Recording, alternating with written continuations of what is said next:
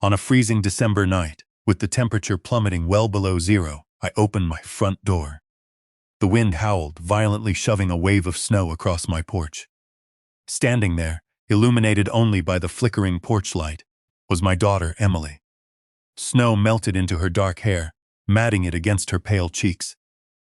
But it wasn't Emily that made my heart stop. Clutched desperately, against her chest was my 3-year-old granddaughter, Lily. The little girl was shaking so violently her teeth were chattering, her tiny pink boots dripping slush onto the welcome mat I'd bought years ago when my wife, Carol, was still alive. Emily looked up at me with dead, hollow eyes and whispered a sentence that instantly shifted my world.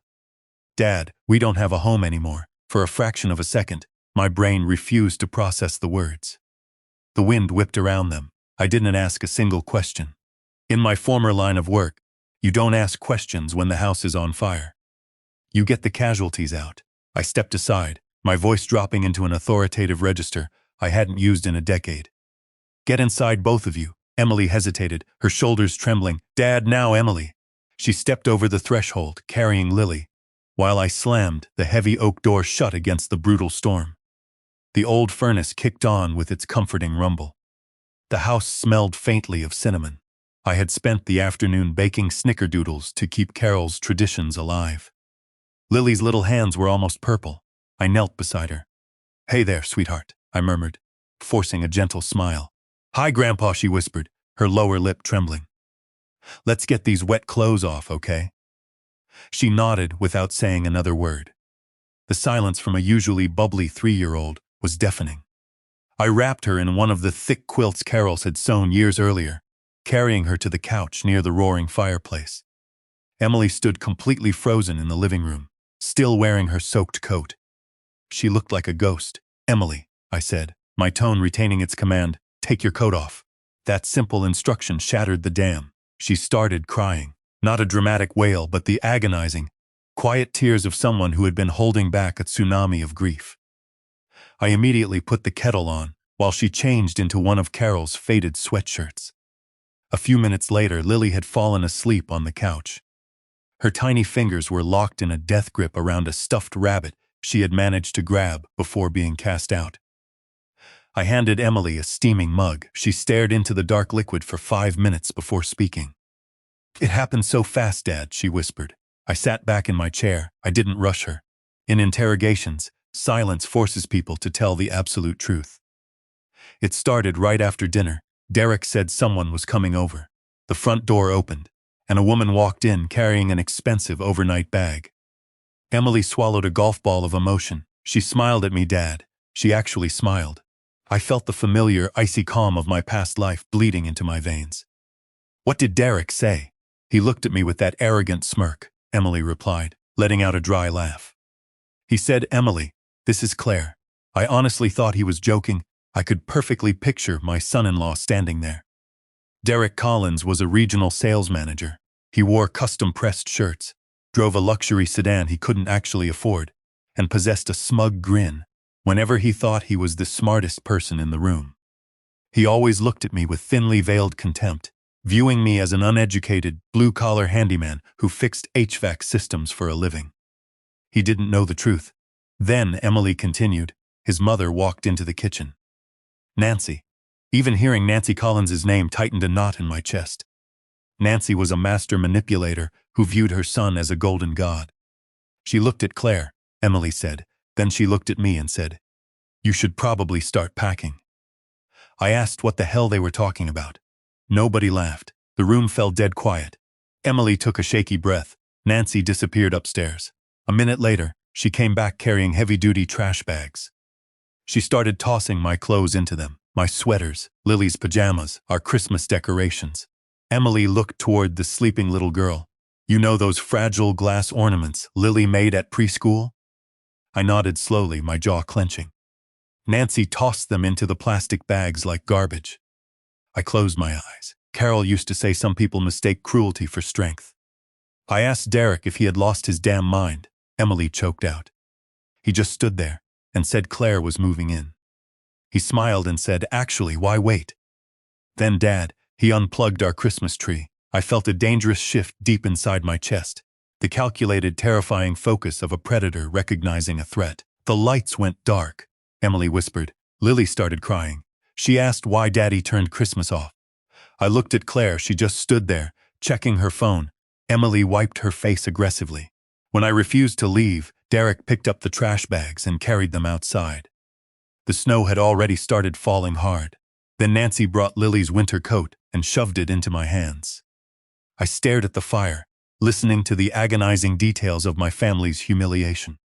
Lily asked if we were going somewhere fun, Emily sobbed.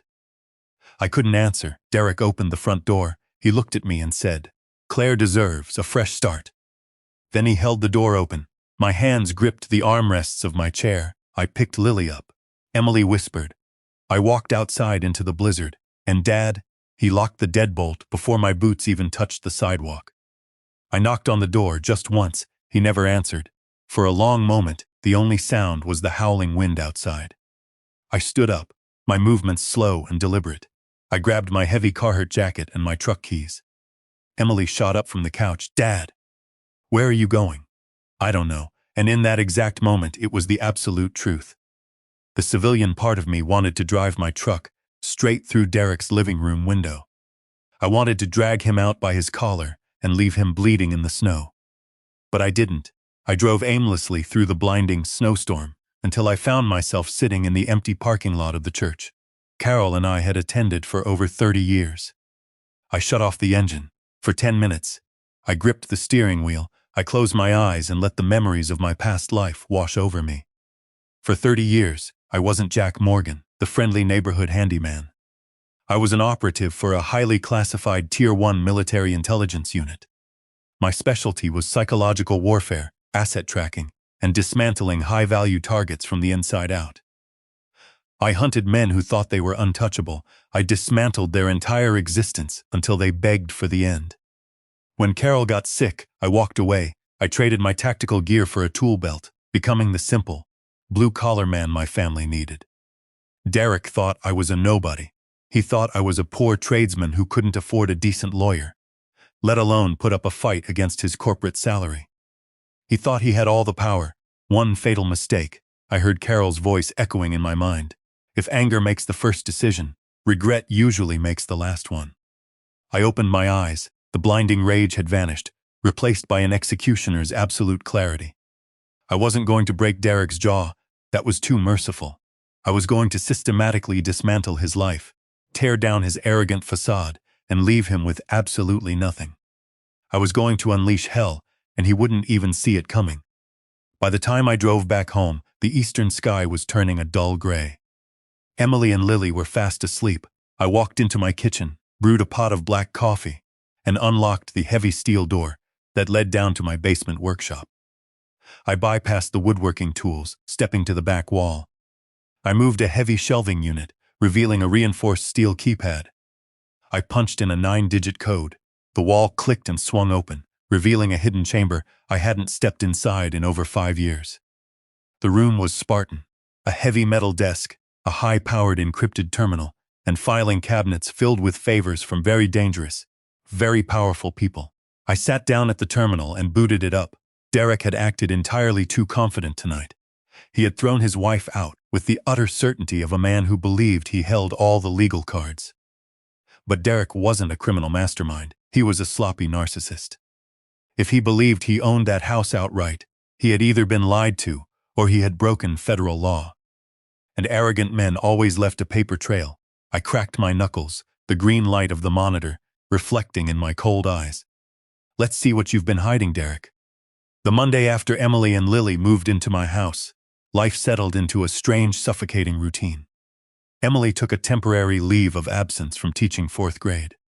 Thankfully, the principal didn't press for details. Lily, on the other hand, adapted faster than any adult could. Within days, she had claimed my worn-out recliner as Grandpa's reading chair and cheerfully informed me that my guest bedroom was now our new castle. It should have made me smile instead. It served as a brutal, daily reminder of exactly why they were there. One bitterly cold morning, I found Emily standing in front of the kitchen window long before sunrise.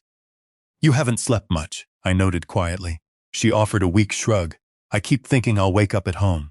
She turned to look at me, her expression crumbling. Maybe I should have seen it coming, Dad. No, you trusted your husband. That's what a marriage is supposed to be.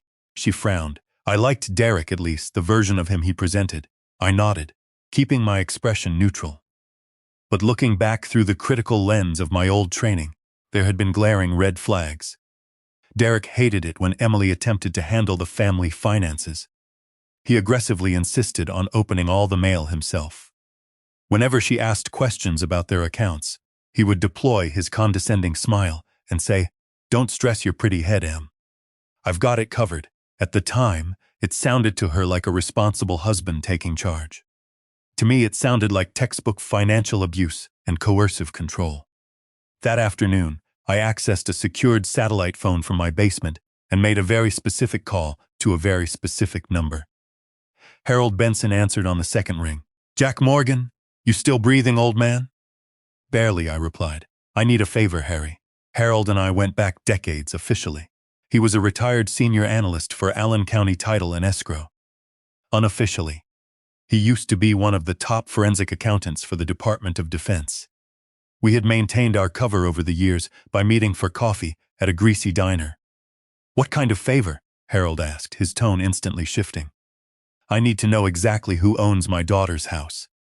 Every lien, every transaction." Harold grew dangerously quiet. "Come see me." An hour later, I pulled my battered truck into the diner's parking lot. Harold was already seated in the back booth. I laid out the entire situation. I told him about the eviction in the blizzard, Nancy's trash bags, Claire moving in, and Derek's absolute confidence that the house belonged solely to him. Harold listened without interrupting. When I finished, he reached into his weathered briefcase. "Give me the address." He disappeared into the back office for about 20 minutes to make a series of secure calls. When he finally returned, his expression was grim. "The deed hasn't changed, Jack," Harold said quietly. "Emily is still listed as a 50% legal owner of that property." I stared at the paperwork. "So Derek can't legally throw her out?" Harold shook his head slowly. "Not legally, no. That wasn't just a cruel emotional outburst. That was an illegal eviction. Facts don't care who tells the loudest story, and paper trails never lie." Harold tapped a heavy finger on the table. "Jack, either your son-in-law is a complete idiot, or he's banking on the fact that Emily is too traumatized and you're too poor to fight back. He thinks I'm just a handyman," I said softly, my voice cold as ice. Harold actually chuckled. "Well, he's about to find out what kind of repairs you specialize in." On the drive home, my burner phone buzzed. "It was Emily, Dad," she said, her voice trembling. "Derek just texted me, don't sign anything." I ordered instantly. "I know, but listen." She cleared her throat. "Let's make this easy, Em. You know the house is mine now. If you cooperate quietly, I'll let you get the rest of your clothes. Lawyers will only make this expensive, and we both know your handyman father can't afford a real fight." I let out a low, dark laugh. The sheer arrogance was staggering. "What's funny?" Emily asked. "He sounds so confident." "No, sweet," I replied. "He sounds desperate.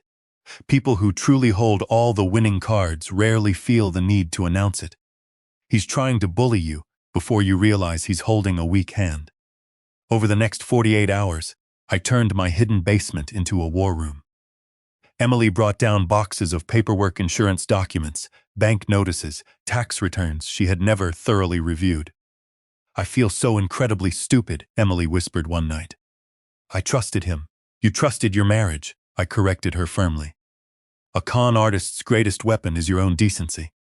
The following morning, we escalated the operation. I brought Emily to meet Sandra Whitaker, a high-profile family law attorney. Sandra wasn't just any lawyer. She was a ruthless legal shark. Years ago, I had pulled Sandra out of a life-threatening situation involving a cartel. She owed me a debt. I was officially calling it in. Sandra was in her late 50s, radiating absolute authority. She listened to Emily's story for nearly an hour before asking a single question. "Ms. Morgan, I need complete honesty. If there is anything embarrassing, you must tell me right now. I cannot defend against bombs I don't know are buried." "There isn't," Emily promised. Sandra began meticulously reviewing the financial documents. The office was dead silent. Finally, she stopped. Her pen hovered over a specific page. "This mortgage balance doesn't make any sense," Sandra stated, pulling two statements side by side. Did you and Derek recently refinance the house? Emily blinked, utterly confused. No, never. Sandra frowned. The primary loan amount increased by over $80,000 6 months ago. Someone pulled a massive amount of equity out of the property. Emily's eyes widened. I have never signed refinance papers. The atmosphere in the room suddenly shifted from a divorce consultation to a crime scene investigation. Are you absolutely 100% certain? Yes, Emily breathed. Sandra turned the document toward us. There, scrawled in black ink, was Emily's signature. A highly sophisticated forgery. Emily stared at it, her skin pale. I didn't write that. The loop on the "ye" is completely wrong. Sandra nodded slowly. I didn't think you did. She reached for another file. Jack, has your daughter ever officially reported identity theft? No, I answered, my voice a low rumble. But she's going to. Sandra leaned back in her leather chair. Forged mortgage documents are no longer a standard family court issue. If proven, this immediately elevates to federal bank fraud and felony forgery. She sounded like a general drawing battle lines. We need certified copies of the original deeds. We need top-tier forensic handwriting experts. And we need to move silently. If he realizes we know, he might destroy the evidence. As we drove back home, my phone buzzed violently. Derek, I let it ring 3 times before answering. Jack. Derek's voice oozed with smug confidence. You need to tell Emily to stop wasting everyone's time. I heard she called a lawyer. She's dragging this out, and it's pathetic. I'm not telling her to do anything. I replied flatly. You don't understand how this works, old man, Derek sneered. I own this house. I pay the bills. She's got absolutely no chance. You should stick to fixing toilets and let the adults handle the real world. I looked out the windshield at the gray Indiana sky. A younger version of me would have hunted him down and punched him in the face until his jaw had to be wired shut. But I was a professional. Are you sure about that, Derek? I asked, my voice carrying a lethal weight that finally made him pause. You better be absolutely sure you know what you own. Before he could respond, I hung up. 3 days later, Sandra called my encrypted line. Jack, you should sit down. What did you find? I demanded. The bank just located the original physical copy of the refinance document. The one with the forged signature. Sandra paused. There was an official witness who signed off on the document to verify Emily's identity. My stomach tightened. Who? Nancy Collins. I closed my eyes. The mother hadn't just encouraged her son's infidelity. She had actively participated in a massive federal felony. The night Emily had been thrown into the snow wasn't an emotional outburst. It was the final, calculated step in a criminal conspiracy. They thought they had committed the perfect crime against a defenseless woman. They made a fatal mistake. They forgot exactly whose daughter they were dealing with. Christmas Eve arrived wearing 6 heavy inches of fresh snow. From the outside, the neighborhood looked like a picturesque holiday card. It looked incredibly peaceful, but inside my house, peace was a foreign concept. Lily stood quietly by the living room window, her breath fogging the glass. Grandpa, she asked softly. Yes, sweetheart. Will Santa know I live here now? I felt a sharp ache in my chest. I knelt beside her, forcing a warm smile. He'll absolutely find you, Lily. How? Because Santa has been doing this a very long time, I whispered. He has top-level clearance. He knows exactly where you are. That earned me a tiny, genuine giggle. I didn't know anybody was older than you. Emily, standing in the kitchen doorway, actually laughed out loud for the first time in days. We tried our hardest to make the evening feel normal. Emily baked sugar cookies using Carol's old recipe. Classic Christmas music played softly. For a fleeting few hours, life almost felt familiar. Then, Emily's phone buzzed aggressively. She glanced at the screen and immediately locked it, her entire demeanor shattering. What is it? I asked. Nancy just posted Christmas pictures on Facebook, she said, her voice tight. Emily slowly handed me the phone. There they were, Derek, Nancy, and Claire, all standing in front of Emily's beautifully decorated Christmas tree. Claire was casually wearing the expensive green sweater Emily's sister had gifted her.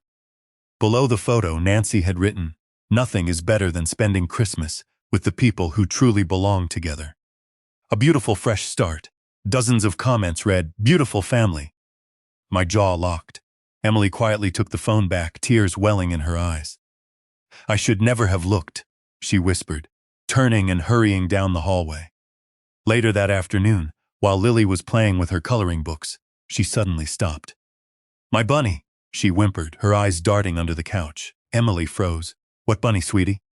My bedtime bunny, Lily said, her voice rising in panic. The stuffed rabbit. I need him. Emily and I exchanged a horrified look. Lily, I think we left it at the old house. Lily's little face crumpled in absolute devastation. I can't sleep without Bunny. He protects me. Emily immediately stood up, grabbing her coat. I'll go get it. No. I stepped in front of her, reaching for my heavy Carhartt jacket. I'll take care of it, Dad. You don't have to face them, Emily pleaded. I know, I replied, my voice dropping to an icy tone. But I will. The drive across Fort Wayne took 20 minutes. Derek's house, Emily's house, was brighter than I had ever seen it. Cars lined both sides of the street. The entire Collins family was there, celebrating their stolen victory. I parked half a block away and executed a mental sweep. I didn't reach for a weapon. My mind was sharper than any blade. I tucked a spare stuffed rabbit inside my coat just in case. As I walked up the snowy driveway, I could hear loud, booming laughter echoing from inside. I didn't ring the doorbell. I knocked 3 hard, heavy, perfectly spaced strikes. The laughter inside abruptly stopped. The heavy door swung open, and Nancy stood there holding a crystal wine glass. She recovered quickly, and a venomous, arrogant smirk crawled across her face. Well, Nancy drawled, blocking my path. Merry Christmas, Jack. Are you here to fix the plumbing? I'd like Lily's rabbit, I stated, completely ignoring her pathetic insult. I don't know what you're talking about, she sneered. Derek appeared from the hallway behind her, wearing a ridiculously expensive cashmere sweater. The moment he saw me, his smirk mirrored his mother's. What do you want, old man? He asked loudly. Lily left her stuffed rabbit, I repeated. Derek rolled his eyes. So? She's 3. Buy her a new one. I'm sure even a handyman can afford a $5 toy. Claire slowly appeared in the hallway, looking highly uncomfortable. She quietly tugged on Derek's sleeve and whispered, Is that her dad? Derek ignored her. Nancy folded her arms, raising her voice, so the dozen relatives standing in the hallway could hear. I think you people have caused enough drama already, Jack. Tell Emily to sign the papers and we can all be done with this. I looked directly into Nancy's eyes. The temperature on the porch seemed to drop another 10 degrees. It is Christmas Eve. I am asking for a child's toy. Do not make this a mistake you will regret. Suddenly, a little boy, probably one of Derek's obnoxious nephews, came, running down the hallway, holding Lily's stuffed rabbit. It was completely filthy. One of its long ears had been violently torn half off. The boy laughed and tossed the rabbit across the room like a dirty football. It smells funny, the boy yelled. Claire looked horrified. She quickly walked over, picked the rabbit up, carefully brushed the dirt off, and handed it to me without saying a word. Thank you, I told her quietly. She nodded, looking down behind her. Derek let out a mocking laugh. Can we be done now? Get off my porch, Jack. I tucked the ruined rabbit securely inside my heavy coat. I didn't leave. I stood perfectly still and let my gaze sweep across every single adult standing in that hallway. Some quickly avoided eye contact, but not a single one stepped forward to defend what had happened. Finally, Nancy broke the silence with a high-pitched laugh. So you finally accepted reality. Good for you, Jack. I didn't yell. I simply smiled. Not a warm smile, but the terrifying hollow smile of a predator that has locked its jaws around its prey's throat. I haven't accepted anything, Nancy, I said, my voice echoing clearly. But I have learned a valuable lesson tonight. Oh. Derek mocked. And what's that, old man? I've learned that people who humiliate others in private almost always expect applause in public. I took a slow step backward into the snow. The truth usually arrives a little later than the lie. Derek, enjoy your house, enjoy your money, because when the hammer falls, it's going to crush everything you think you own. Nobody spoke. The smirk slowly melted off Derek's face, replaced by genuine confusion. I tipped my head politely. Merry Christmas. Then I turned and walked away into the blizzard. Halfway down the driveway, I heard forced, nervous laughter erupt behind me. Let them laugh. The trap was already set. But I had noticed one crucial detail during the confrontation. Claire, her reaction to the rabbit, her horror at the situation. She wasn't a ruthless homewrecker. She was a pawn, and pawns could be flipped. The moment I got back into my truck, I pulled out my encrypted phone and called Sandra. "Sandra, we have an opening," I said, watching Derek's house in my rearview mirror. "I need you to quietly subpoena Claire. Do it before the new year. Serve her directly. And make sure she understands she is walking into a federal conspiracy." "You think she'll flip?" Sandra asked. "I know she will. Derek lied to Emily, which means he definitely lied to Claire. Let's find out exactly what he told her." By the time January rolled into February, the trap was fully set. Television often makes the legal system look fast, but real life, especially when dealing with federal financial crimes, is agonizingly slow. It is endless waiting rooms and silent encrypted phone calls. Those long winter months severely tested all of us. Emily started seeing a trauma therapist. "I don't need therapy, Dad," she told me one evening. "I just need my life back." "Sometimes those two things require each other, Em," I replied softly. Lily had her own heartbreaking way of processing the trauma. The first time I accidentally slammed the front door too hard, she didn't just cry. She screamed in pure terror, scrambling straight under the dining room table. Emily crawled underneath to hold her. After several agonizing minutes, Emily looked up at me with fresh tears. "She thought somebody was making us leave again," Emily choked out. I walked out onto the freezing front porch before either of them could see my face. Derek was going to pay for every single tear. March arrived. One Tuesday afternoon, Sandra called. "Jack, get down to my office now." Her voice was predatory. When Emily and I reached Sandra's downtown office, another woman was already sitting quietly at the conference table. It was Claire. She looked absolutely exhausted, nothing like the confident woman in those arrogant Facebook photos. Claire looked directly at Emily. "I'm so sorry." Emily remained completely silent. Claire opened a large envelope. "I brought everything: bank transfers, joint credit card statements, printed emails, text messages." Sandra slowly began sorting through the mountain of evidence. "I didn't come here because I suddenly became a saint," Claire admitted. "I came because I found out he's been lying to me too. He told me he was officially divorced. He told me the massive influx of cash came from selling an investment property. I believed him." Her attorney cleared his throat.